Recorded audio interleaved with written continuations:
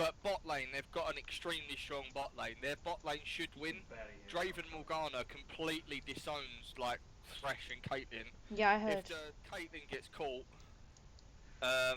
then she's pretty much dead, like instantaneously. And they've got some amazing dive as well at level 6 onto bot lane on mid. Because TF's got no natural escapes, and Orianna with her ball as well. If she lands her ball, and her ult and everything else, and then Nocturne comes in for the kill, that's a guaranteed kill at 6 as well.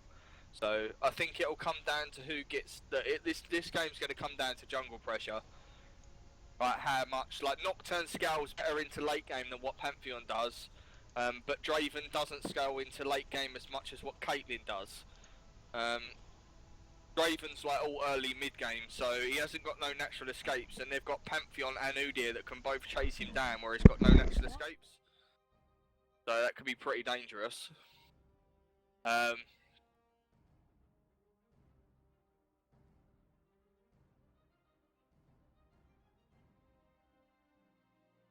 yeah.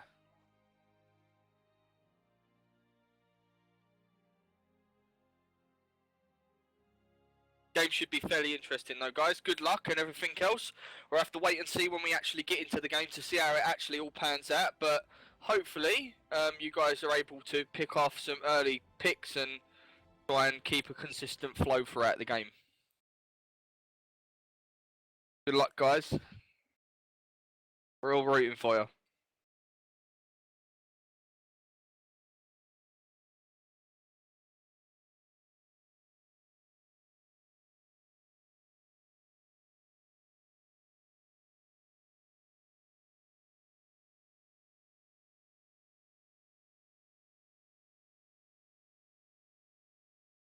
Challenger as well. Holy shit.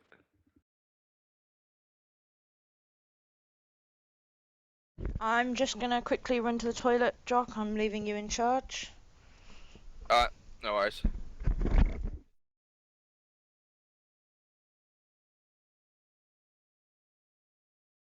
I think at bot lane it comes down to the supports as well.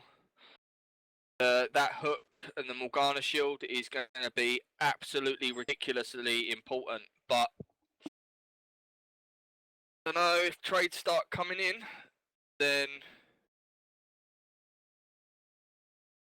I think Draven are actually pull away there ahead in actual trades, just because it's Draven and Draven like beats all. But it should be a very, very close game. I'm actually really interested to see this Udyr versus Soroka with the heal. They got 3 heals on their team, so team fights should be fairly crazy. TF's got an ignite, so that should be fairly strong too. But like I say, we'll have to wait and see. They've got an amazing level 1 as well, so they could block and invade. So they could block the invade from Thresh as well at red. Could be quite interesting, but I doubt very much that they'll invade.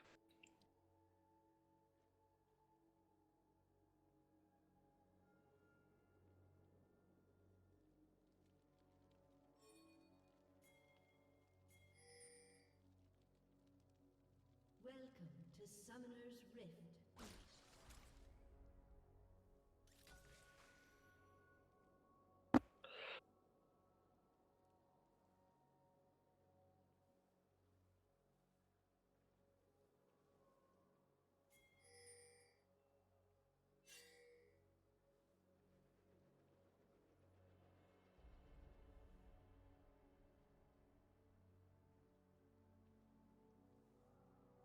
Seconds until minions spawn.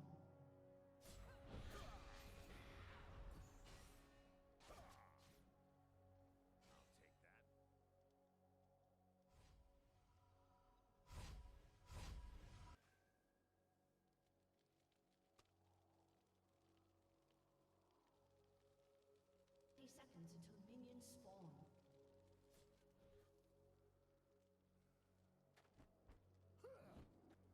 Minions have spawned.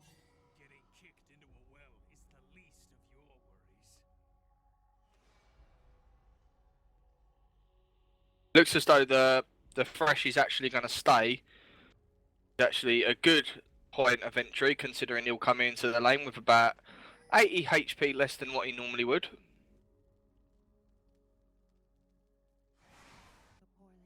Good early vision, guys. Keep going. Oh.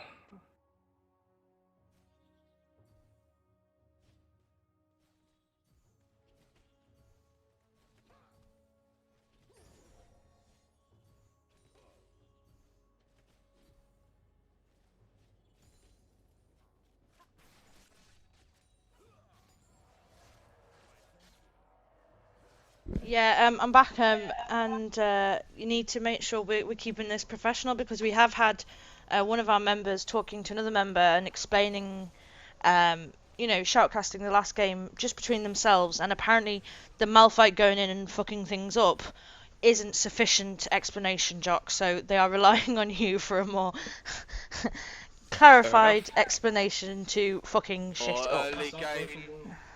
That's a big miss on a hook though, and that could have been serious.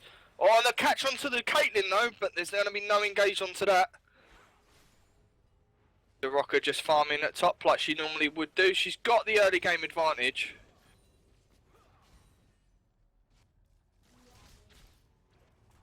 Once Straven gets to level 2, he is very good and solid, but problem with it is the fact that he's got that range to kind of just trade him just before he gets that actual damage in. The farm's going to be pretty good. The trade going off between the supports is really strong though. That starfall from Soraka really hurting.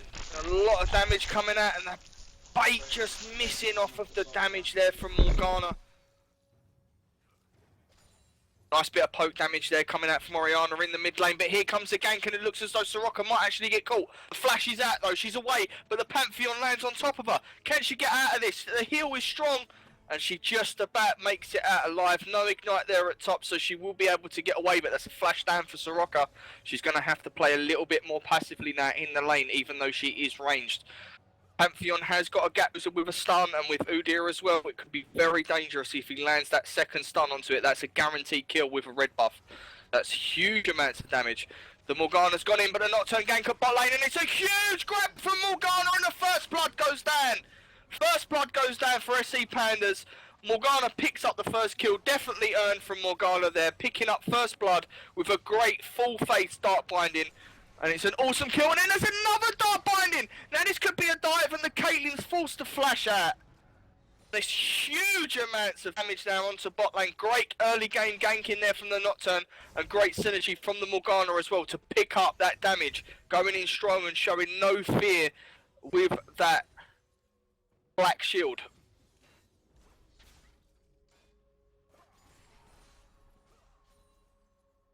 Pantheon has come back to bot lane. But it looks as though Thresh is at full HP, but Caitlyn will try and stay for a little while. Orianna trying to poke as best as what she possibly can, but Orianna does need a blue buff at level 7. I'm sure she will get that, but we'll have to see whether the Nocturne wants to take a secondary blue to get ahead on his Feral Flare stacks. I pretty much would guess that he'd be taking Feral Flare now, as he has taken Madred's Razors, which is obviously a Feral Flare stacking ability. He wants to farm up that jungle as best as he possibly can, because Pantheon is not taking Feral Flare. So it looks as though if Pandas get into late game here, they could actually pull out some serious damage just with that Nocturne. Pantheon scales off late game. He's all early, and it looks as though there's a 3-man gank at mid, and Thresh is coming around. Now the flash hook's coming in, but the flash goes down. Now the Udyr is going to try and stun at top lane now, but the Star Call is going to come out very, very strong. The heal is just not enough now, and the Star Call is not yet strong enough. Pantheon is now going to top lane. She hasn't seen him come top lane. Please back off. You're going to get dove. Could be some serious problems going on here as well, and it looks as though the Pantheon's coming around now. Can he land a stun? Yes, he's landed it. Now there's the double stun, and that's a kill onto Soraka, and Soraka goes down.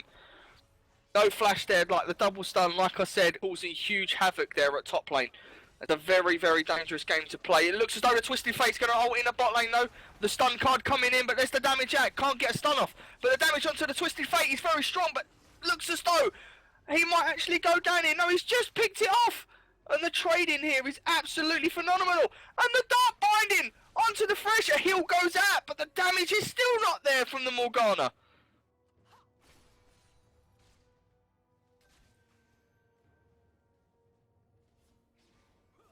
So Oriana has pushed mid now, forced up his minions. There is a pink brush, a pink ward in the middle brush there to actually be seen. But Morgana's shields are pretty devastating and can do an absolute lot of damage. Huge bit of poke there from the Draven onto the Caitlyn. You know, once Draven starts poking with those Qs, the damage is very, very humongous. Oh, and he has been grabbed. Now, this could be an engage. He doesn't back off, but the Dark Binding misses from Morgana.